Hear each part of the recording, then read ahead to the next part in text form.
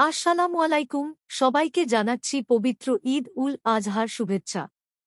আমাদের সবার প্রিয় কোরবানির ঈদ শেষ হয়েছে। এই উৎসবে আমরা সামর্থ্য অনুযায়ী পশু কোরবানি করেছি এবং আত্মীয়স্বজন ও বন্ধুবান্ধবের সাথে মিলেমিশে মাংসের সুস্বাদু সব খাবার উপভোগ করেছি। কিন্তু উৎসবের রেশ কাটতে না কাটতেই আমাদের স্বাস্থ্যের দিকে বিশেষ নজর দেওয়া প্রয়োজন। ঈদের সময় আমরা প্রচুর পরিমাণে লাল মাংস বা রেড মিট খেয়ে থাকি।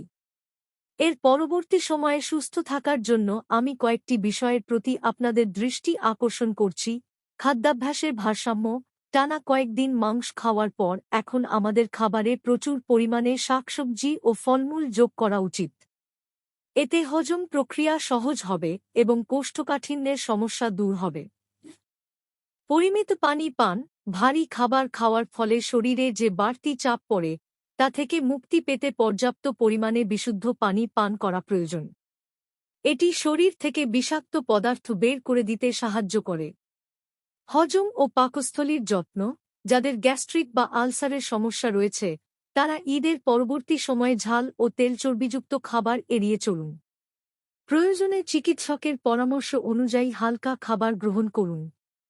শারীরিক সচলতা। ঈদের আলস্য কাটিয়ে আবার নিয়মিত হাঁটা বা হালকা ব্যায়াম শুরু করা উচিত। এটি রক্তচাপ নিয়ন্ত্রণে রাখতে এবং হার্টের স্বাস্থ্য ভালো রাখতে সাহায্য করে। ডায়াবেটিস ও অন্যান্য রোগ। যাদের ডায়াবেটিস, উচ্চ রক্তচাপ বা হৃদরোগের মতো দীর্ঘমেয়াদী সমস্যা আছে তারা ঈদের পরবর্তী সময়েও তাদের নিয়মিত ওষুধ সেবন এবং খাদ্যের বিধিনিষেধ মেনে চলতে অবহেলা করবেন না। পরিশেষে বলতে চাই, উৎসব আমাদের জীবনের আনন্দের অংশ। সেই আনন্দ যেন পরবর্তী সময়ে শারীরিক অসুস্থতার কারণ না হয়ে দাঁড়ায়। আসুন আমরা নিজেরা সচেতন হই এবং সুস্থ থাকি। সবাইকে ধন্যবাদ। আল্লাহ হাফেজ। ঈদ মোবারক।